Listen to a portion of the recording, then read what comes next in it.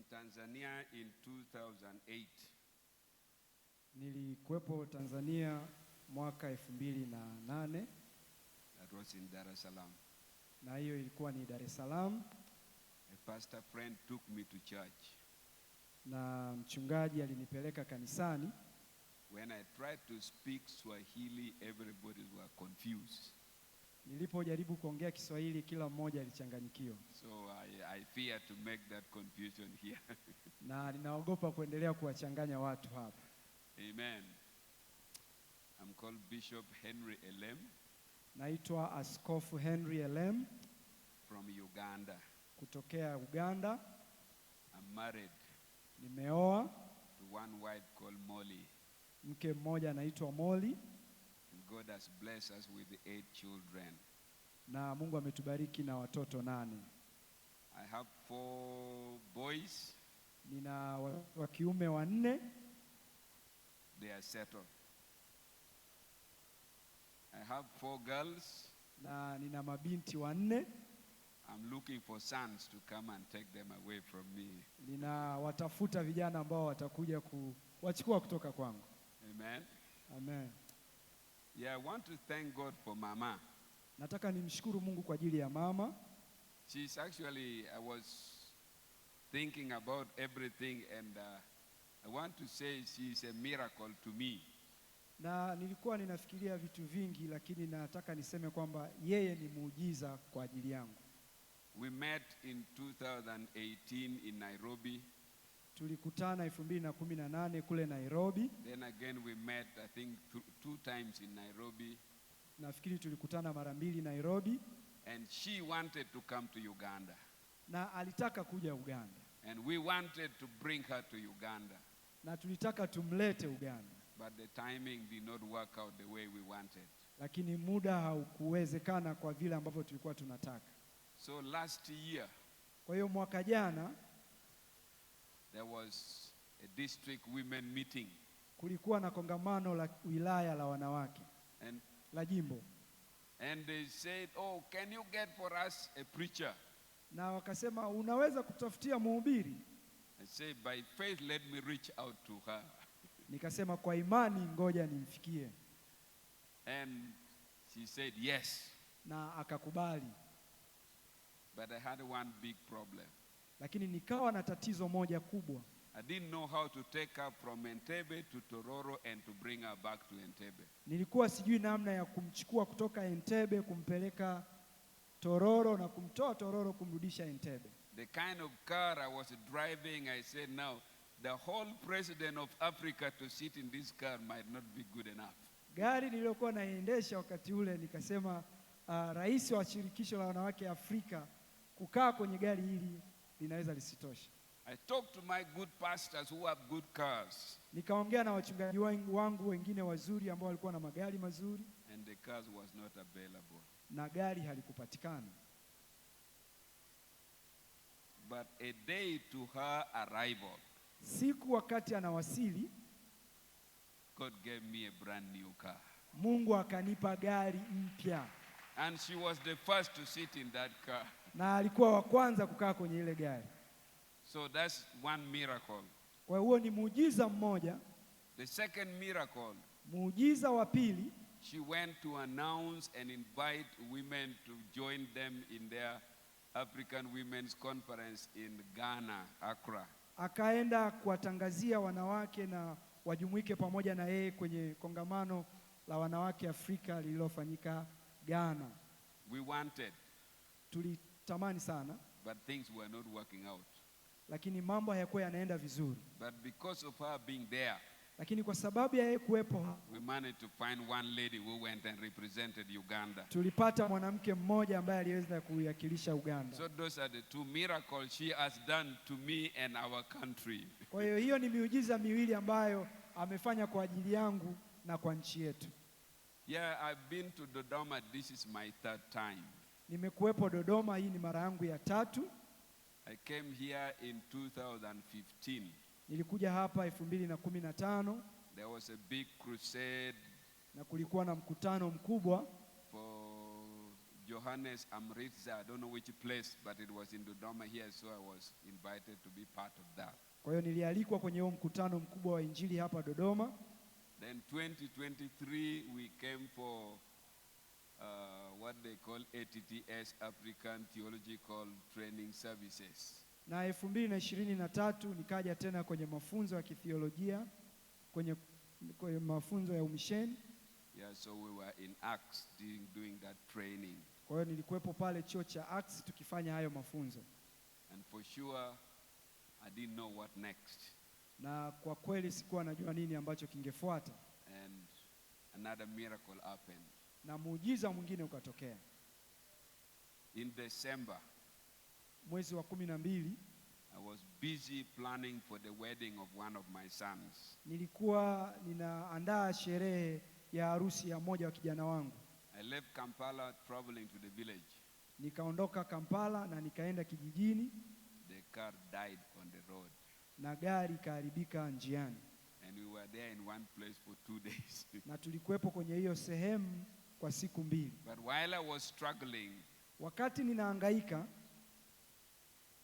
Dr. Mutokambale called me. Askofu Mtokambali akanipigia simu. And said there is one place. Akaniambia kuna eneo moja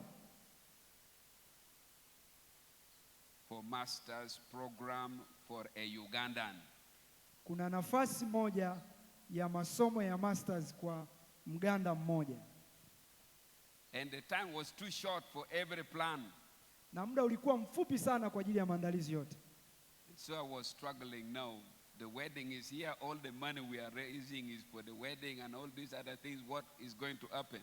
Kwa nilikuwa nahangaika, sherehe imefika na fedha zote ambazo tumekusanya zilikuwa ni kwa ajili ya sherehe na sikuwa najua nini ambacho kitatokea. But by the grace of God, lakini kwa neema ya Mungu, I am here with you for the next 2 years. Niko hapa pamoja na ninyi kwa miaka mingine 2. So I want to thank God for that. Kwa hiyo nataka nimshukuru Mungu kwa ajili ya hayo. Yeah, it was 2024. Ilikuwa 2024. On the 23rd of March. Mwaka 24 tarehe 23 mwezi wa 3. When your archbishop went and consecrated me to be a bishop. Wakati ambapo askofu wenu alikuja na akaniweka wakfu kuwa askofu wa Uganda. And I'm grateful for that. Na ninamshukuru Mungu kwa ajili ya hilo. Amen. Yeah, there is something small the Lord put in my heart to share. Lipo jambo dogo ambalo Mungu ameweka moyoni mwangu kuzungumza nanyi. From the book of 1 Kings chapter 17. Wafalme wa kwanza ile sura ya 17. We have been busy here with the revival prayer. Najua tumekuwa busy na maombi ya uamsho. I think that was a season, was a season when revival was needed in Israel. Na ilikuwa ni wakati ambapo uamsho pia ulikuwa unahitajika Israeli wakati huo. We can turn to that place and you read in Swahili from verses 7 to 16. Mstari wa 7 hadi wa 16, Wafalme wa kwanza sura ya 17 nitasoma. Ikawa baada ya siku kupita, kile kijito kikakatika kwa sababu mvua haikunyesha katika nchi. Neno la Bwana likamjia kusema, ondoka uende Sarepta ulio mji wa Sidoni ukae huko. Tazama, nimemwagiza mwanamke mjane wa huko akulishe. Basi akaondoka akaenda Sarepta. Hata alipofika langoni pa mji, kumbe mwanamke mjane alikuwako akiokota kuni. Akamwambia, niletee na kuomba maji kidogo chomboni nipate kunywa. Alipokuwa akienda kuleta, akamwita akasema, niletee na kuomba kipande cha mkate mkononi mwako. Naye akasema, kama Bwana Mungu wako aishivyo, sina mkate ila konzi ya unga katika pipa na mafuta kidogo katika chupa, nami ninaokota kuni 2 ili niingie nijipikie nafsi yangu na mwanangu, tuule tukafe. Elia akamwambia, usiogope, nenda ukafanye kama ulivyosema, lakini unifanyie kwanza mkate mdogo ukaniletee, kisha ujifanyie nafsi yako na mwanao. Kwa kuwa Bwana Mungu wa Israeli asema hivi, lile pipa la unga halitapunguka, wala ile chupa ya mafuta haitaisha, hata siku ile Bwana atakapoleta mvua juu ya nchi. Basi akaenda akafanya kama alivyosema Eliya, na yeye mwenyewe na Eliya na nyumba yake wakala siku nyingi. Ile pipa la unga halikupunguka, wala ile chupa ya mafuta haikuisha, sawasawa na neno la Bwana alilolinena kwa kinywa cha Eliya. Amen. Father, we thank you this afternoon, even as we gather to this place to hear from you. I pray may you speak to our hearts. Whatever you desire us to learn from this portion of the scripture, I pray minister in the power of your Spirit. Give us clarity of thoughts and insight into your word, and may every heart be open to receive from you, O God. We thank you in Jesus' name. Amen. Amen. In this story, kwenye habari hii Elijah had asked heaven to be shut because of people turning away from God and worshiping Baal. Eliya alikuwa amemwomba Mungu mbingu zifungwe kwa sababu watu walikuwa wamemwacha Mungu na kuanza kumwabudu Baali. And so heaven was shut and there was no rain. Kwa hiyo mbingu zikawa zimefungwa na hapakuwa na mvua. And God has led Elijah where to survive. Na Mungu akawa amemwongoza Eliya kwenda mahali ambapo angeweza kuishi. In a place called Brook Kerith, where he was getting water to drink and raven was bringing for him food to eat. Kwenye kile kijito cha Kerithi ambapo kunguru alikuwa anamletea chakula aweze kula na yale maji ya kijito kwa ajili ya kunywa. But the story was that a time came and the brook dried. Lakini habari kabadilika, kulikuwa na muda ambapo kijito kilikauka na hapakuwa na maji. At the same time, the raven also disappeared. Na muda huo huo kunguru yule pia akapotea. And verse 9 na mstari ule wa 9 said the word of the Lord came to Elijah. Neno la Bwana likamjia Eliya and said, arise and go to Zarephath. Na kusema, ondoka uende Sarepta. I have commanded a widow there to feed you. Nimemwagiza mwanamke mjane wa huko akulishe. Other translations said, I have instructed. Tafsiri nyingine zinasema nimemwamuru. This was a widow who has never been an Israelite. I don't know how God spoke to her. Huyu alikuwa ni mjane ambaye hakuwa Mwisraeli na sijui ni kwa namna gani Mungu alikuwa ameongea naye. At least Elijah had been talking to God. Afadhali inaonekana Eliya alikuwa anaongea na Mungu. But here God is telling Elijah, I've instructed. Lakini hapa tunaona Mungu anamwambia Eliya, nimemwagiza. I have commanded. Nimemwamuru. I don't know, maybe the prophets had their uniform that can be identified from a distance. Sijui kama manabii walikuwa na sare ambazo wakizivaa watu wangeweza kujua kwamba huyu ni nabii. And maybe the widows also had their own kind of uniform where you see and identify this is a widow. Labda na wajane walikuwa na sare ambazo wakizivaa unaweza ukaona na kusema kwamba yule ni mjane. Here the Bible said Elijah arise and went. Hapa Biblia inasema Eliya aliamka na kuondoka. And while he was arriving at the gate, na wakati alipokuwa na wasili pale Sarepta, there was the widow. Yule mjane alikuwepo. God's timing, God's plan, organizing everything to fall at the right time in the right place. Wakati wa Mungu na mipango ya Mungu ikasababisha kila kitu kuwa sawa.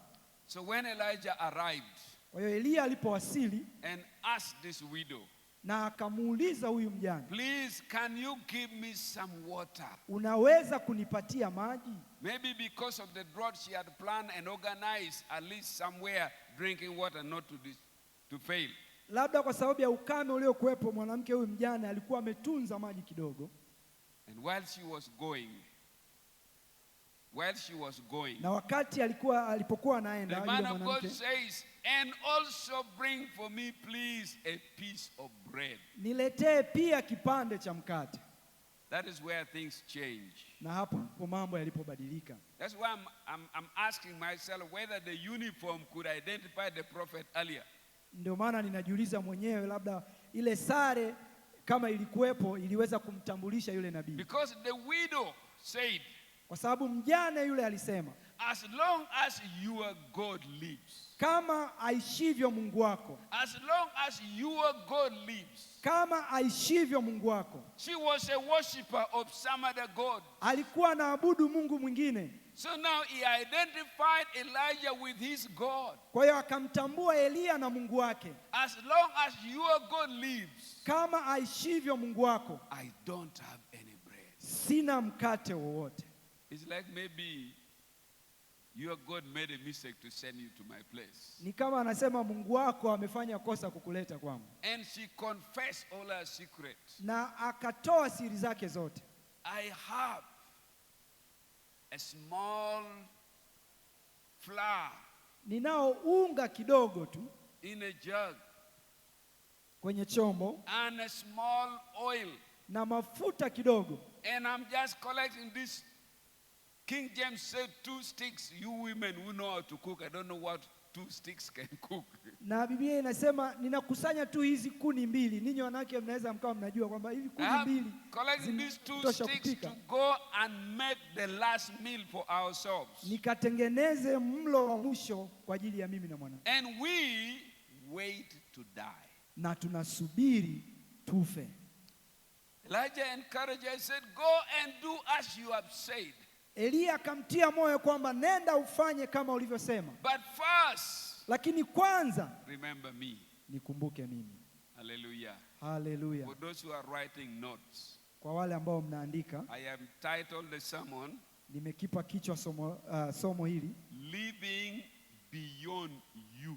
Kuishi kupita wewe au kuishi zaidi ya wewe. Living beyond yourself. Kuishi zaidi ya wewe mwenyewe.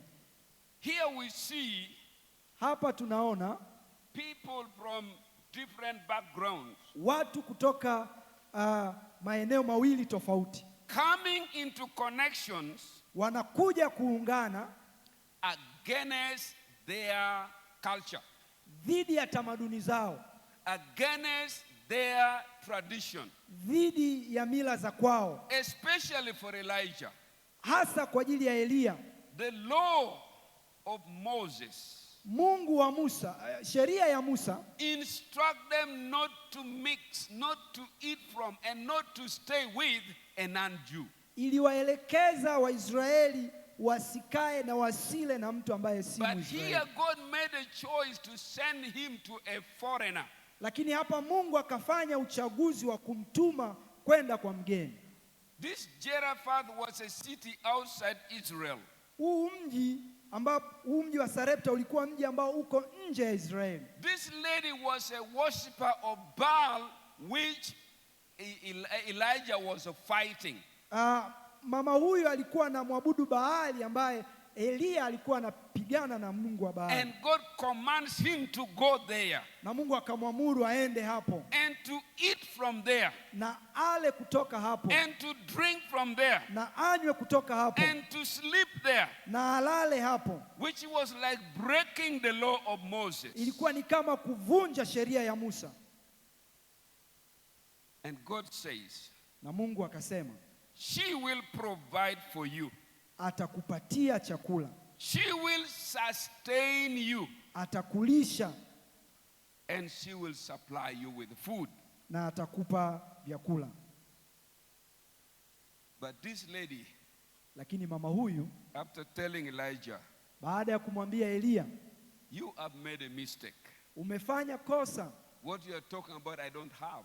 Unachokiongea mimi sina. Elijah said, Elia akasema, do not fear. Usiogope. Go and do as I have said. Nenda kafanye kama nilivyosema. For this is what the God of Israel said. Kwa sababu hiki ndicho ambacho Mungu wa Israeli anasema. Introducing his God to this lady who didn't know the God of Anamtambulisha Mungu wake kwa huyu mama ambaye hakuwa anamjua Mungu. That the God of Israel says, kwamba Mungu wa Israeli anasema the jar of flour will not run dry.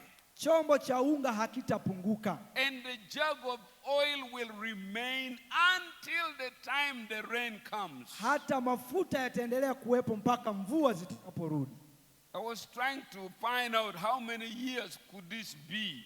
Nilikuwa najaribu kutafuta kwamba inaweza kawa ni miaka mingapi hii. It's like it took Elijah 6 months to stay at the brook. Ni kama ilimchukua Elia miezi 6 kukaa kwenye kile kijito. But now staying with the widow and the son took them 3 years. Lakini kukaa na mjane huyu ilichukua miaka 3. And there was supply. Na kulikuwepo na mahitaji yote. Why? Kwa nini? Number 1. Jambo la kwanza, Elia lived beyond his environment, his tradition and his culture to venture into something that was outside him. Elia aliishi zaidi ya mazingira aliyokuwa nayo, akaishi kwenye tamaduni nyingine ambazo zilikuwa tofauti na yeye kabisa. The widow mjane went out of her own religion. Aliondoka kwenye ile dini yake. Went out of her own culture. Akaondoka kwenye utamaduni wake. To put her trust in the God of this man who is saying he has promised. Na kuweka imani yake kwa Mungu wa huyu Elia ambacho anakisema. And when all of them came to that place of living beyond themselves. Na wote kwa pamoja walipofikia hiyo hatua ya kuishi zaidi ya wao wenyewe, miracles happened. Muujiza ukatokea. Miracles happened. Miujiza ikatokea. Praise the Lord. Bwana Yesu asifiwe. So the steps of reaching, living beyond yourself. Kwa hiyo hatua za kufikia kuweza kuishi zaidi ya wewe, it takes faith. Inahitaji imani. And it takes obedience. Na inahitaji utii. It takes faith. Inahitaji imani. To believe what God is saying or has said. Kuamini kile ambacho Mungu anakisema au ambacho ameshakisema. When Elijah heard God telling him go to Zarephath. Elia aliposikia Mungu anamwambia kwamba nenda kwenye mji wa Sarepta. As a prophet. Kama nabii. It was against the law. Ilikuwa kinyume na sheria. But because God said. Lakini kwa sababu Mungu ndio alisema. He decided to arise. Akaamua kuondoka. And get out of his culture. Na kuondoka kwenye utamaduni wake. To go and enter to a new culture. Na kwenda kwenye utamaduni mwingine. He accepted God's instruction. Alikubali maelekezo ya Mungu. To fulfill what God was telling him. Ili kutimiza kile ambacho Mungu alikuwa anamwambia. And so all this he did in faith and obedience. Kwa hiyo yote haya aliyafanya kwa imani na utii. On the other side, na upande mwingine, the widow responded the same way. Mjane yule aliitikia hivyo hivyo. Elijah said, this is what the God of Israel said. Hiki ndicho ambacho Mungu wa Israeli amesema. She was a worshiper of Baal. I don't know what Baal used to tell them, but she said, this is what the God of Israel said. Alikuwa anamwabudu Mungu Baali na sijui Baali alikuwa anawaambia nini, lakini hiki ndicho ambacho anasema Mungu wa Israeli ndio amesema. She accepted. Akakubali. She went and made the first bread for the man of God. Akaenda akatengeneza mkate wa kwanza kwa ajili ya mtumishi wa Mungu. And brought to him. Na akamletea. Then went back and made the little that was remaining for themselves. Na akaenda akatengeneza ambacho kilikuwa kimebaki kwa ajili yao. And every day they were doing it and it was not getting dry. Na kila siku walikuwa wanafanya hivyo na vikapu na unga haukupunguka. And this is what I learned from this portion of the scripture. Na hiki ndicho ambacho nimejifunza kutoka kwenye haya maandiko. For us to experience God at work.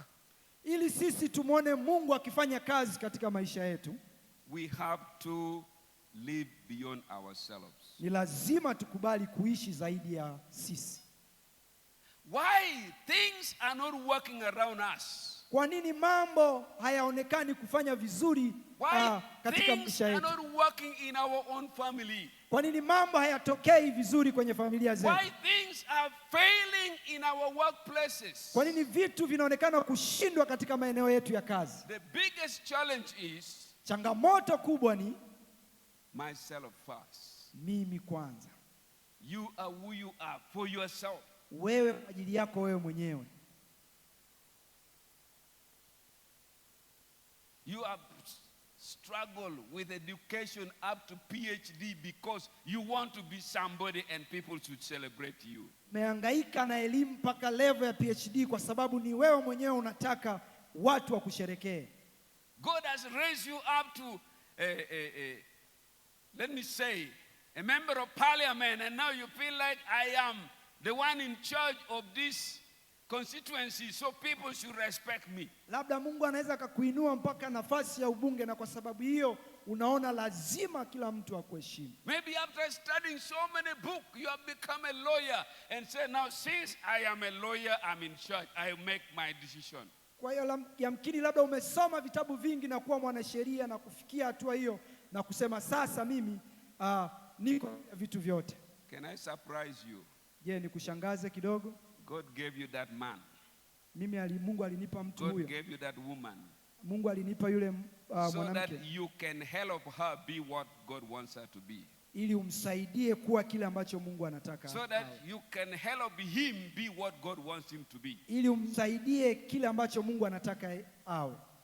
Wherever you are, people that God bring to your service, God wants you to help them arise and reach where they want to be. Popote ulipo na watu ambao Mungu anawaleta kwako, Mungu anataka uwasaidie kufikia ile hatua ambayo Mungu anataka wao. But the human nature, lakini asili ya mwanadamu, our own feelings and desire, matamanio yetu sisi wenyewe, that I have taken time, I have taken years, I have done all this so that I may succeed. Kwamba nimetumia muda mwingi na nimetumia vitu vingi ili mimi nifanikiwe. And that has brought chaos everywhere. Na hilo limekuwa ni tatizo kila sehemu.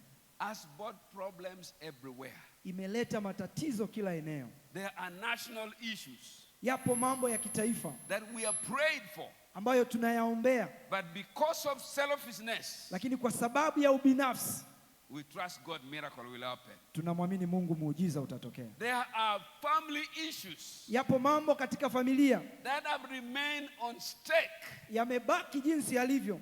And counselors have come in and out. Na washauri wamekuja na kuondoka. Mambo hayatokei. Because somebody is saying, I cannot get out of this. Kwa sababu mtu amesema siwezi kutoka kwenye hiki. In many departments we are involved in. Kwenye idara nyingi ambazo tunahusika nazo. We get stuck somewhere.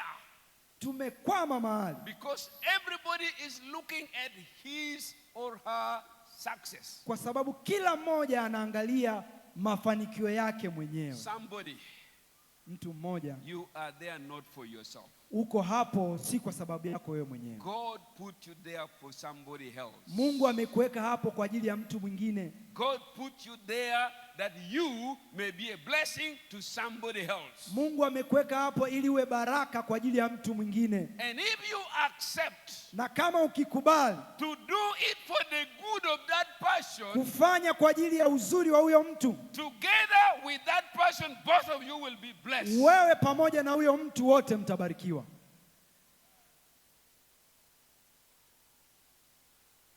Elijah went. Elia aliondoka to be a blessing to the widow and the son. Kuwa baraka kwa ajili ya yule mjane na mtoto wake. The widow responded. Mjane yule aliitikia to be a blessing to the man of God. Kuwa baraka kwa ajili ya Elia. And the Bible says, na Biblia inasema the woman, yule mwanamke, the son, na mtoto, and Elijah na Elia had what to eat. Waliendelea kula until rain came back. Mpaka mvua ilipoanza kunyesha tena. Praise the Lord. Bwana Yesu asifiwe. Praise the Lord. Bwana Yesu asifiwe. Yeah, when I arrived in Dodoma, nilipowasili Dodoma, I was 2 days hungry on the road. Nilikuwa nina njaa ya siku 2 njiani. The transport I used took me 47 hours. Usafiri nilioutumia nilitumia masaa 47. After arriving at the Bible school, nilipofika chuo cha Biblia, they told me go and bathe, then go for breakfast, and then you go and rest. Wakaniambia nenda ukaoge na unywe chai alafu nenda upumzike. After bathing, I went to the kitchen. They told me we are fasting. Nilipooga na nikaenda sasa jikoni ninywe chai, wakaniambia tumefunga. I got annoyed. I just went to sleep. Nikajisikia vibaya, nikaenda kulala. Anyway, the prayer and the vision of 13 years of fire of revival. Maombi na maono ya miaka 13 ya moto wa uamsho is that in this closing year of 13 years, TAG must bring revival that will impact the nation of Tanzania. Ni kwamba kwenye miaka hii ya mwisho ya kufikia miaka 13, kanisa la TAG litaleta mabadiliko na kufikia watu wengi kwa ajili ya katika nchi ya Tanzania. Your miracle is out there. Muujiza wako uko nje. God is calling you to go and encounter with your miracle out there. Mungu anakuita ili uende kukutana na muujiza wako ulio nje. As we live, tunapoendelea kuishi, God allow us to be alive today. Mungu ameturuhusu tuendelee kuishi leo, that somebody else may be blessed, ili mtu mwingine abarikiwe, that somebody else may succeed, ili mtu mwingine afanikiwe, that somebody else may prosper, ili mtu mwingine afanikiwe zaidi. While we choose to live beyond ourselves, wakati tunapoamua kuchagua na kuishi zaidi ya sisi wenyewe, God will begin to encounter with our own needs and issues. Mungu ataanza kukutana na mahitaji yetu sisi wenyewe. While we invest in others, God invests in us. Tunapowekeza kwa wengine, Mungu anawekeza kwetu sisi. In Ephesians chapter 4 verse 7. Kwenye kitabu cha Waefeso sura ya 4 mstari wa 7. Ephesians 7 says, Waefeso 4:7 inasema, to each one of us, kwa kila mmoja wetu, grace has been given, tumepewa neema according to Christ's gifts. Kwa kadiri ya kipawa cha Kristo. Somebody, you are here. Mtu mmoja uko hapa. Jesus has put a gift in your life. Yesu ameweka kipawa ndani yako. And that gift has sufficient grace for you to accomplish it wherever it will take you. Na kipawa hicho kina neema ya kutosha cha kufanikiwa popote ambapo Mungu atakupeleka. Somebody has a small gift and there is enough grace to operate in that small gift. Mwingine ana kipawa kidogo na kuna neema ya kutosha ya kufanya kazi kwenye hicho kipawa. Somebody has a moderate gift and there is enough grace to operate at that level. Na mwingine ana kipawa size ya na neema ya kutosha ya kufanya kazi kwenye hicho kipawa. The gift is to touch somebody's life. Kipawa ni kwa ajili ya kugusa maisha ya mtu mwingine. The gift is to address somebody's needs. Ni kwa ajili ya kukutana na mahitaji ya mtu mwingine. The gift is to provide for the answer to somebody's situation. Ni kwa ajili ya kutoa majibu kwenye hali ya mtu mwingine. And when we are available there, na tunapojitoa kuwa kwenye hiyo, we encounter miracles together. Tutapata miujiza wote kwa pamoja. We encounter breakthrough together. Tutapata mpenyo kwa pamoja. We will encounter blessings together. Tutapata baraka kwa pamoja. And so God, kwa hiyo Mungu has allowed you to be here today. Ameruhusu wewe kuwepo leo because he wants you to be a blessing to someone else. Kwa sababu anataka uwe baraka kwa ajili ya mtu mwingine. Hallelujah. Hallelujah. Hallelujah. Hallelujah. There is something inside of you that somebody else needs to receive. Kuna kitu ndani yako ambacho mtu mwingine anahitaji kukipokea. That God himself has put it there. Ambacho Mungu mwenyewe amekiweka hapo. So while we live, kwa hiyo tunapoendelea kuishi, we are supposed to live beyond ourselves. Tunapaswa tuendelee tuishi zaidi ya sisi wenyewe. Kwa manufaa ya mtu mwingine. And when we live to do that, na tunapoishi kufanya hivyo, Paul was telling the Philippian church.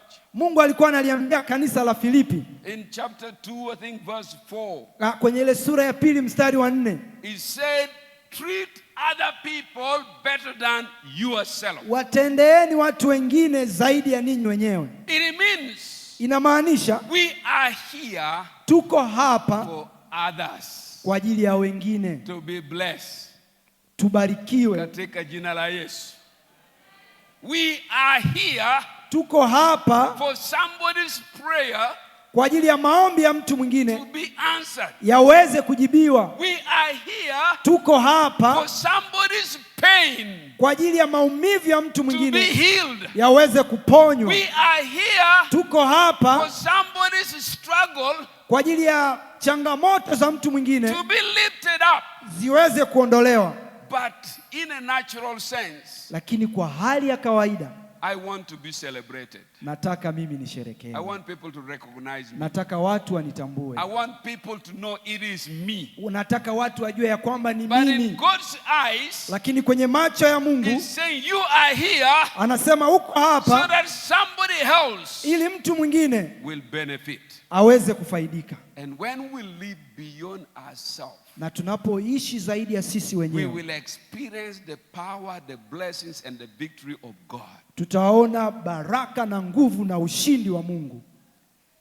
Something happened in our country in Uganda.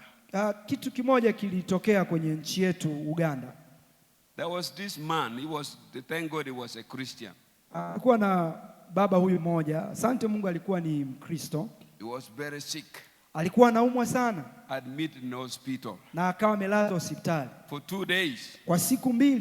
On the 3rd day, Na siku ya 3 his very sister dada yake fell sick, na yeye akaugua was brought in the same hospital. na akaletwa katika hospitali hiyo hiyo. And the condition of the sister was getting worse, and they thought she may not leave the hospital Na hali ya alive. dada yake ilikuwa ni mbaya sana na wakafikiri kwamba And those who hawezi are kuendelea attending kuishi. to them begin to fear, if we tell the brother, maybe the brother will get shocked and die first. Kwa hiyo waliokuwa wanamhudumia wakawa wanasema tukimwambia huyu kaka yake labda atapata mshtuko na atakufa So kwanza. something was happening.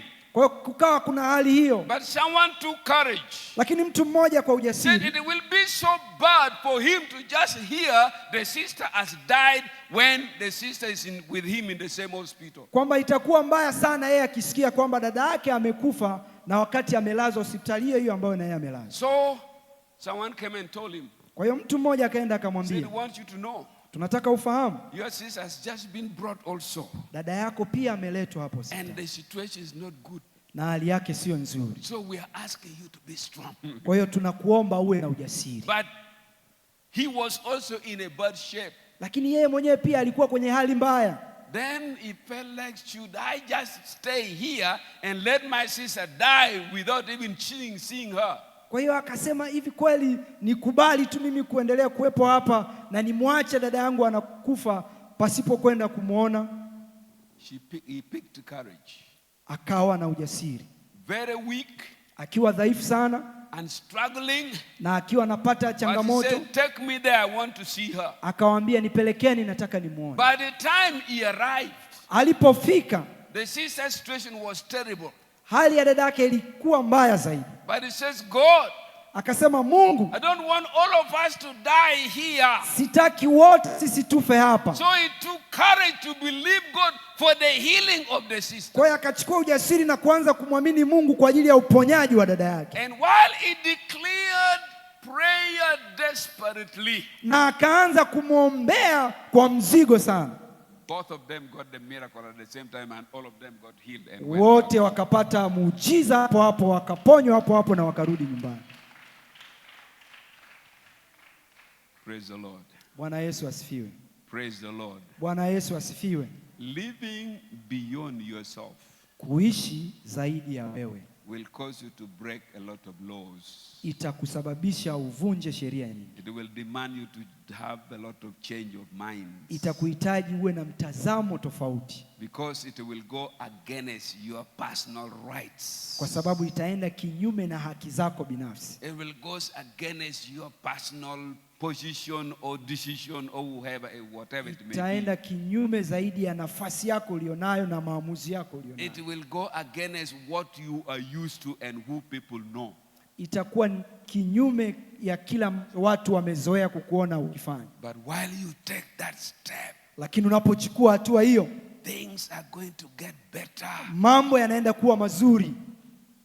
When you take that step, Ukichukua hatua hiyo, things are going to change. mambo yanaenda kubadilika. You know, there are issues that sometimes we build a wall, said, for me, I cannot cross over the other side. Either you cross over this side or we go nowhere. Unajua kuna mambo mengine tumeyatengenezea ukuta, tunasema mimi siwezi kuvuka kwenda kwenye ile eneo, labda wewe ndio uje kwenye ile eneo. But God would say, lakini Mungu atasema, forget about yourself. Jisahau kuhusu wewe mwenyewe. Think about the welfare of the other one. Fikiria kuhusu mazuri ya huyo mtu mwingine. And when I forget about myself, na ninaposahau kuhusu mimi, think about the welfare of the other one, na kufikiria mambo kuhusu mtu mwingine, something supernatural takes place. Kitu kingine cha kitofauti kitatokea. Something supernatural takes place. Kitu kingine kitatokea.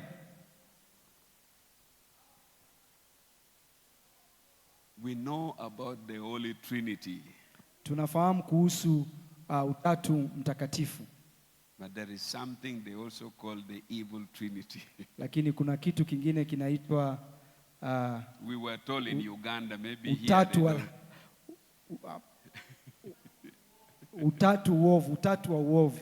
Tulifundishwa tulipokuwa tunakuwa huko Uganda.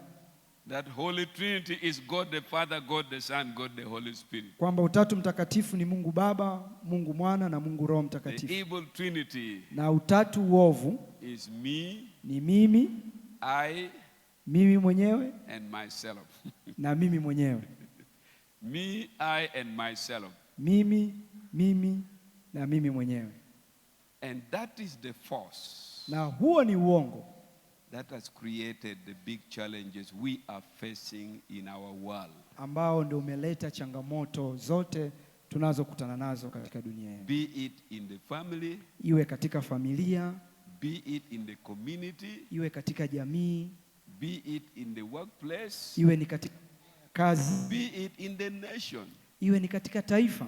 Everybody is striving for himself, for herself. Kila mtu anajihangaikia yeye mwenyewe kwa ajili yake yeye. In other words, you want to put somebody down so that you climb higher. Kwa namna nyingine unataka umweke mtu mwingine chini ili wewe upande juu. As children of God, kama watoto wa Mungu, God is saying, Mungu anasema, let somebody ride on you and climb up. Mruhusu mtu mwingine akukanyage wewe apande juu. And before him or her things he has succeeded, all of you will be there together. Na kabla yeye hajafikiri kwamba ameshafanikiwa, mnajikuta ninyi nyote mmefanikiwa. God will make that miracle that before he or she thinks is arriving, all of you will arrive together. Mungu atatengeneza huo muujiza ambao utamfanya kabla akifikiri kwamba ameshafika, wote kwa pamoja mmefika hiyo. That is what happened.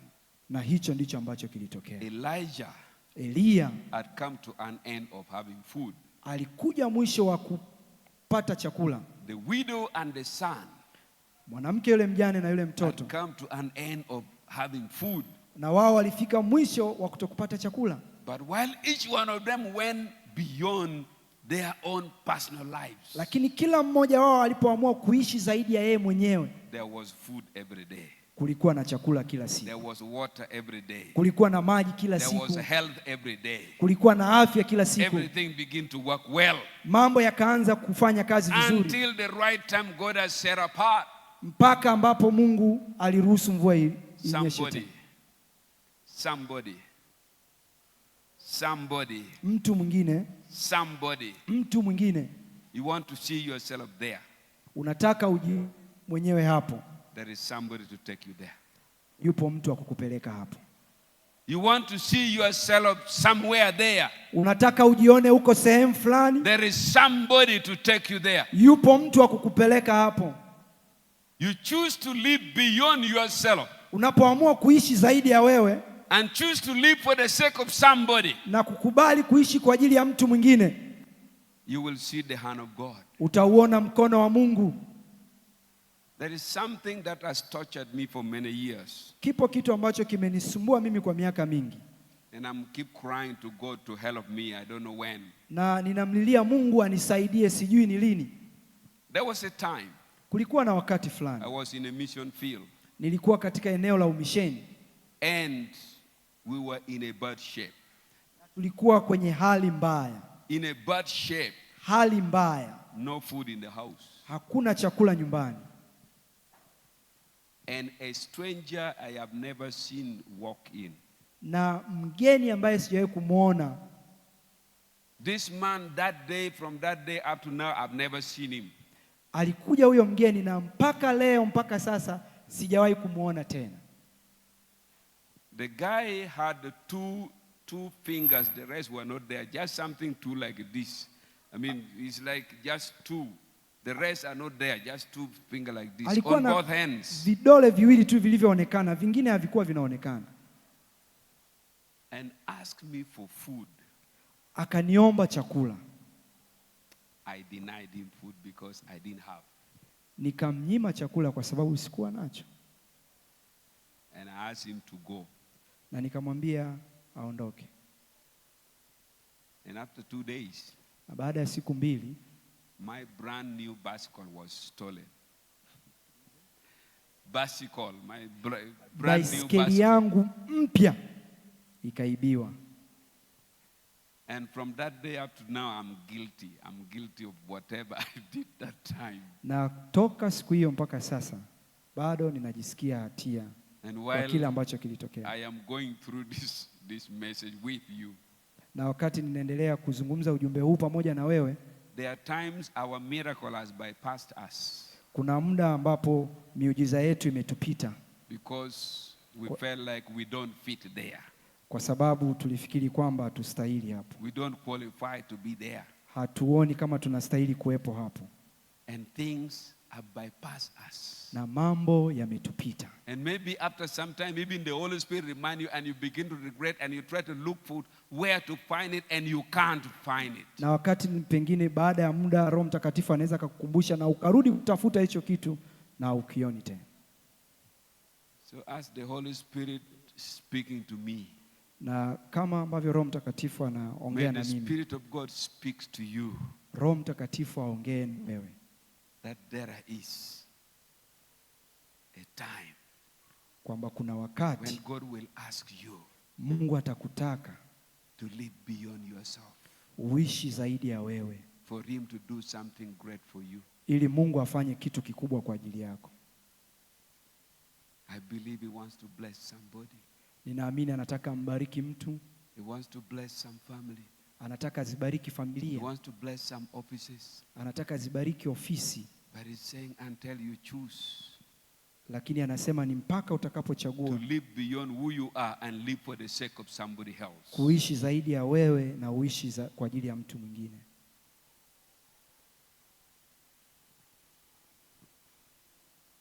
Somebody, God's ways is not our ways. Wakati mwingine njia za Mungu sio njia zetu. We could be used to living and doing things in certain ways, and when God speaks, he may speak contrary to how I am used to do things. Yamkini tumezoea kuishi kwa namna ambazo tumezizoea, na mpaka pale ambapo Mungu anazungumza tufanye kitu ambacho ni tofauti na vile ambavyo tumezoea. And when you hear the voice of God, na utakapoisikia hiyo sauti ya Mungu, the Bible says, do not harden your heart. Biblia inasema usiufanye moyo wako kuwa mgumu. Father, in the name of Jesus, Baba, katika jina la Yesu, I have shared your word nimelisema neno lako in the weakness of man. katika udhaifu wa mwanadamu. I ask you to empower your word Ninaomba ulitie nguvu neno lako by your Holy Spirit, kwa Roho wako Mtakatifu, that your word may accomplish the purpose for which you sent it. kwamba neno lako lifanye na kutimiza makusudi ule ulituma. In the name of Jesus, kwa jina la Yesu. I know you allow this word to come because you want to speak to somebody. Najua umeruhusu neno hili lije kwa sababu unataka uongee na mtu mmoja. I pray may this word accomplish the purpose for which you sent. Ninaomba neno hili litimize mapenzi yako ambayo umelituma. In the name of Jesus. Kwa jina la Yesu. In the name of Jesus. Kwa jina la Yesu. That miracle that has delayed. Ule muujiza ambao umechelewa. That supernatural encounter that has delayed. Ule muujiza ambao umechelewa. That purpose, that plan that has delayed. Ule mpango na uliochelewa. May you unveil the source today. Ninaomba ufunue leo.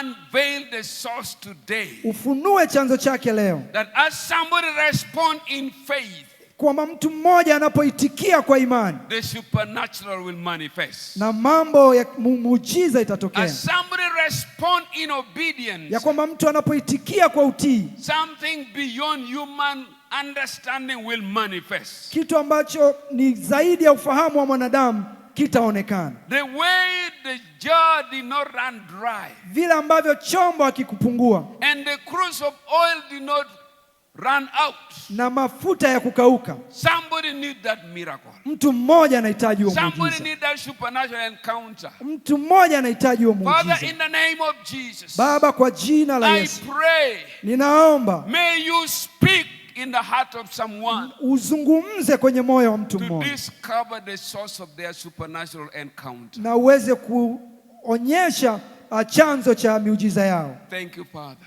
Asante Baba. Thank you, Jesus. Asante Yesu. Thank you, Jesus. Asante Yesu. Thank you, Holy Spirit. Asante Roho Mtakatifu. Let's just arise to our feet this afternoon. Tunaweza tukasimama kwa miguu yetu mchana huu.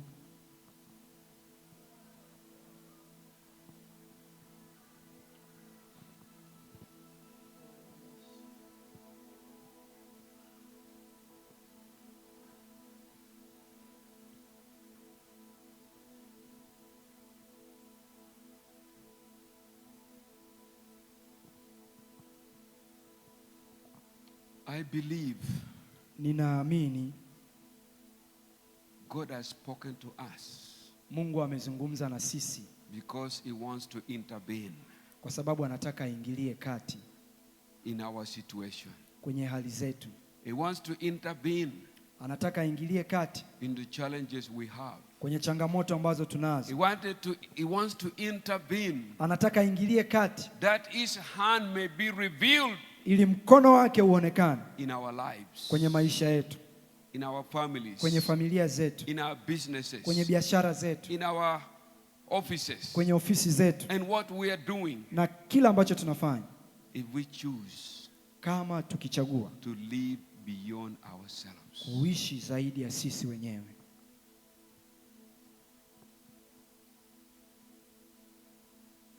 If you need that prayer, just ask you to raise up your hand. Kama unahitaji maombi hayo, unaweza ukainua tu mkono wako mmoja juu. I just want to pray with you Nataka niombe pamoja na wewe that God in His supernatural kwamba Mungu manifestation katika uweza wake will direct you, atakuongoza, will instruct you, atakuelekeza, will show you the way. atakuonyesha njia.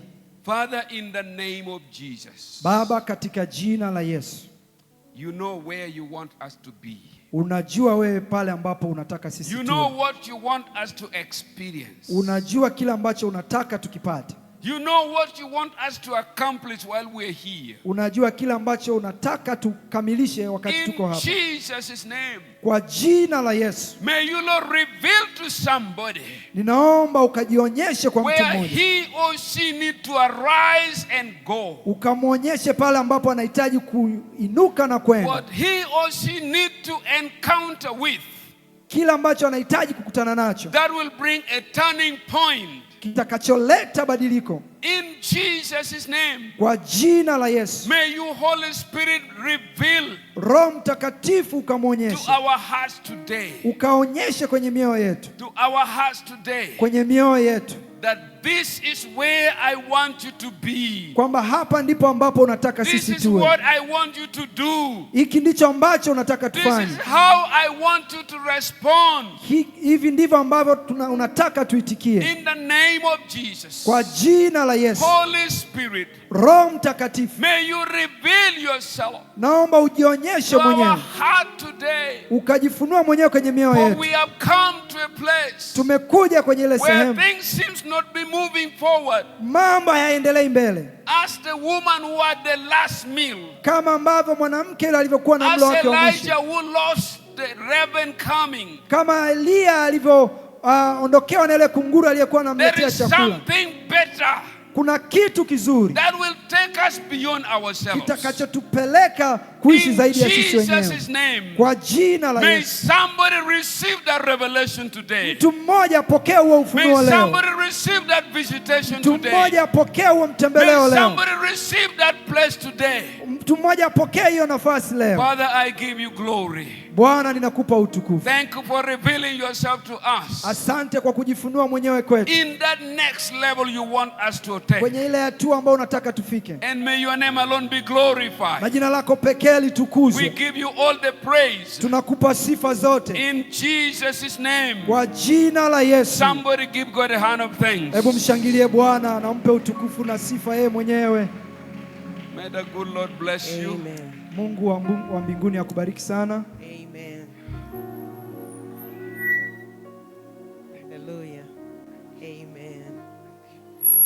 Wanakana, Bwana amesema nasi. Tumekuwa kwenye kipindi cha maombi na bado tunaendelea. Na katika maombi haya